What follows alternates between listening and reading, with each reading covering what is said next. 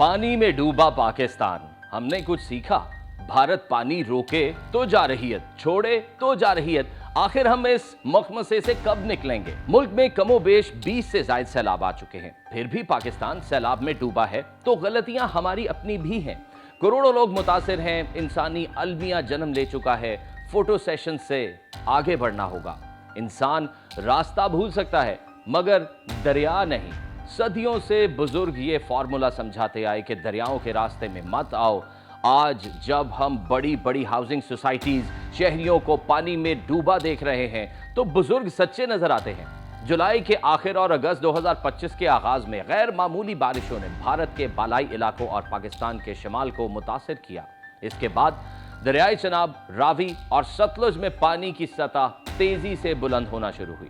चंद ही दिनों में ये रेले वस्ती पंजाब को लपेट में लेते हुए जनूबी पंजाब की तरफ बढ़ गए। दरियाई चनाब ने गुजरात, मंडी बहाउद्दीन, झांग और मुजफ्फरगढ़ को डुबोया। दरियाई रावी ने नारोवाल, कसूर और उकाड़ा के नशेबी इलाकों को अपनी लपेट में लिया। दरियाई सतलुज बहावल नगर, विहाड़ी, मेलसी और बहावलपुर से होता हुआ आगे बढ़ा। ये सैलाब सिर्फ बारिशों की वजह से नहीं बल्कि दरियाओं और बैराजों की ओवरफ्लो का नतीजा भी था। गुजरात, झंग, बहावलपुर और रहीमिया खान के हजारों घर डूब गए। सैलाबी दबाव कम करने के लिए प्रोटेक्टिव बॉन्ड्स में कट्स डालने पड़े। बहावल नगर और विहाड़ी में सतलुज के किनारे डाइक तोड़े गए। झंग में, मुजफ्फरगढ़ में भी पानी को खुले मैदानों की तरफ मोड़ा गया। माहिरीन खबरदार करते हैं कि अगर दरियाई सिंध पर पानी की सतह मजीद बढ़ी तो सक्खर और कोटरी बैराज पर इंतहाई खतरनाक दबाव आएगा। सिंध के हैदराबाद, बदीन और ठट्ठा के नशेबी इलाके शदीद मुतासिर होंगे, जबकि पाकिस्तान को फूड इंपोर्ट्स और मजीद मुआशी दबाव का सामना करना पड़ेगा। वजीर दिफा ख्वाजा आसिफ ने हालिया सैलाबी सूरत हाल पर एतराफ़ किया कि आफत कुदरत की नहीं, हमारे आमाल का नतीजा है।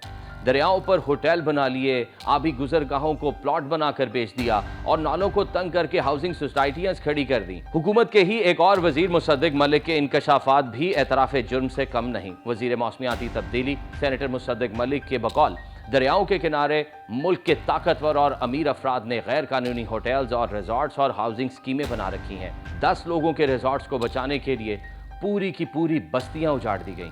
मगर इल्ज़ाम भारत पर लगाया जाता है कि मोदी सरकार पाकिस्तान के खिलाफ आबी जारहियत कर रही है। जंग के बाद भारत ने छोटे डैमों में पानी रोका और फिर छोड़ा। भारत छोटे डैमों में पानी छोड़कर फसल तबाह करने की कोशिश कर चुका, लेकिन क्या भारत को इल्ज़ाम देना दुरुस्त है?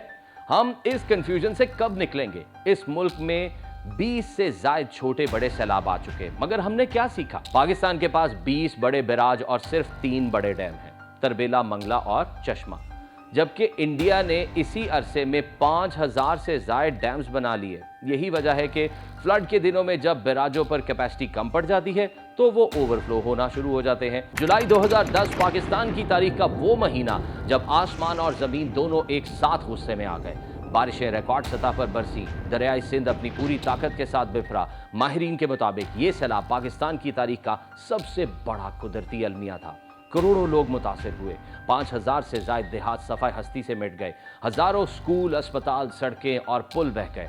क़याम पाकिस्तान से लेकर 2010 तक हर दिहाई ने हमें एक ही सबक दिया, अगर हम कुदरती तवाज़ुन को इसी तरह बर्बाद करते रहे तो आने वाली दहाइयां और भी खतरनाक हो सकती हैं। इसके बाद 2011, फिर 2012 और फिर 2014, गोया हर दूसरा साल पाकिस्तान को एक नए सैलाब का जख्म देता रहा और फिर आया 2022 का सैलाब। पाकिस्तान के 1/3 हिस्से पर पानी छा गया।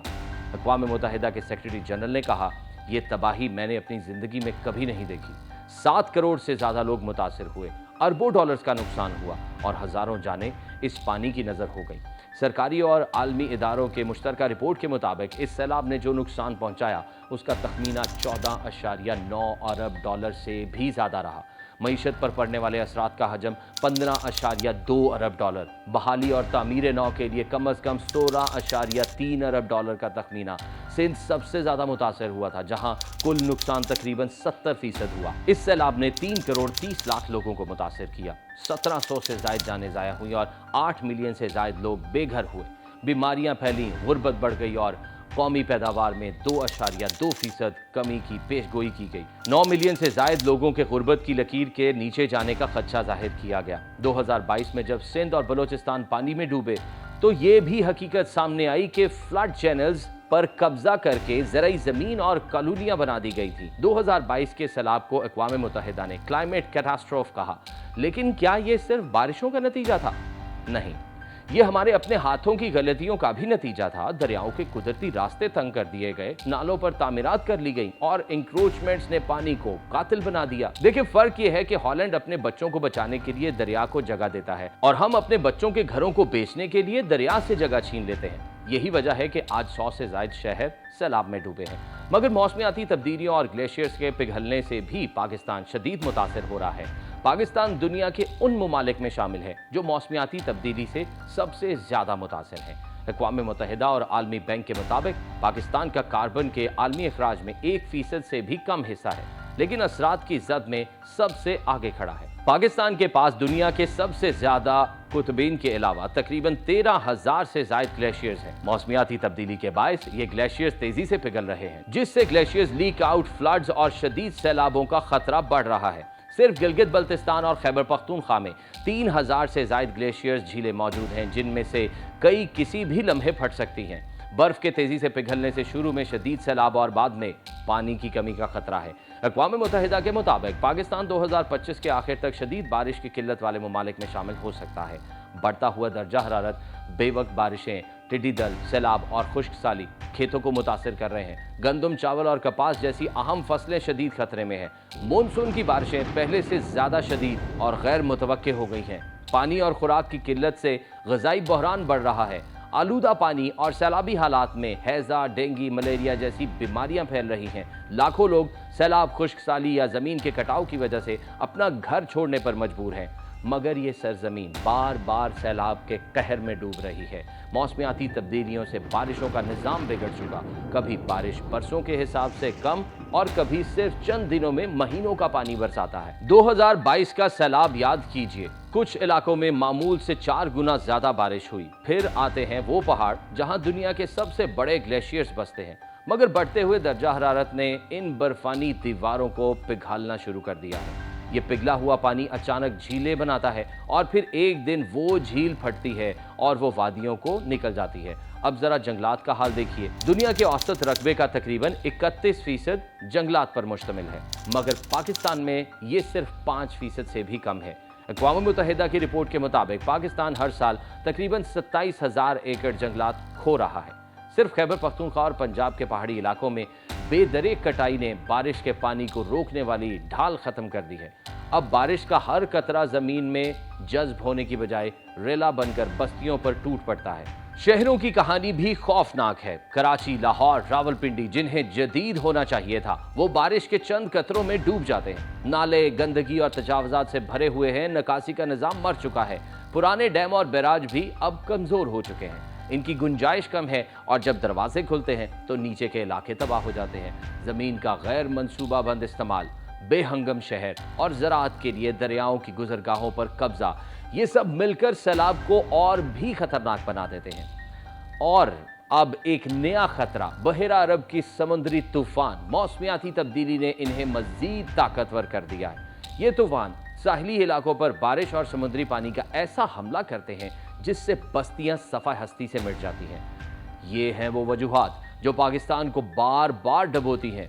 अगर हमने आज अपनी ज़मीन और अपने दरियाओं और अपने जंगलात के साथ इंसाफ ना किया तो आने वाले कल में सैलाब सिर्फ बस्तियां नहीं, पूरी कौम को बहा ले जाएगा। लेकिन पाकिस्तान हाथ पर हाथ धरे नहीं बैठा। बिलियन ट्री सुनामी और 10 बिलियन ट्री मंसूबे के जरिए जंगलात को वापस लाने की कोशिश हो रही है। गिलगित बल्तिस्तान और खैबर पख्तूनख्वा में अर्ली वार्निंग सिस्टम्स लगाए जा रहे हैं, छोटे डैम बनाए जा रहे हैं और मकामी लोगों को खतरात से निपटने की तरबियत दी जा रही है। लिविंग इंडस इनिशिएटिव जैसे मंसूबे दरियाई सिंध को दोबारा जिंदा रखने की जदोजहद है। आलमी बैंक और अक़वाम मुत्तहिदा से अरबों डॉलर की मुआवनत हासिल की जा रही है ताकि तबाहशुदा ढांचे को दोबारा खड़ा किया जा सके। मगर सवाल बाकी है, क्या ये सब काफ़ी होगा? क्या पाकिस्तान अपने आने वाली नस्लों को एक महफूज ज़मीन दे सकेगा? माहिरीन का कहना है कि अगर पाकिस्तान ने अभी flood plain management, river zoning और डैम्स की कैपेसिटी पर काम ना किया तो आने वाले वक्तों में ये सैलाब और ज़्यादा खतरनाक होंगे। क्लाइमेट चेंज ऑलरेडी मानसून को अनप्रेडिक्टेबल बना रहा है। कभी बारिश सिंध में, कभी बलूचिस्तान में, कभी गिलगित बल्तिस्तान में, मगर हमारी पॉलिसी अब भी रिएक्टिव है, प्रोएक्टिव नहीं। اب سوال یہ ہے کہ کیا پاکستان اپنی سمت بدل سکتا ہے؟ جی ہاں، لیکن صرف تب جب حکومت، عوام اور ادارے سب ایک صفحے پر آ جائے، جب دریا کے کنارے زمینیں بیچنا بند ہو جائیں، جب انکروچمنٹس ہٹائی جائیں، جب ارلی وارننگ سسٹمز ہر گاؤں تک پہنچے، اور جب عوام کو یہ یقین دلایا جائے کہ دریا دشمن نہیں، دریا زندگی ہے، بس ہمیں اس کی حدود میں رہنا سیکھنا ہے، ورنہ تاریخ پھر خود کو دہرائے گی اور شاید اگلی بار نقصان اتنا بڑا ہو کہ اسے سنبھالنا مشکل ہو جائے۔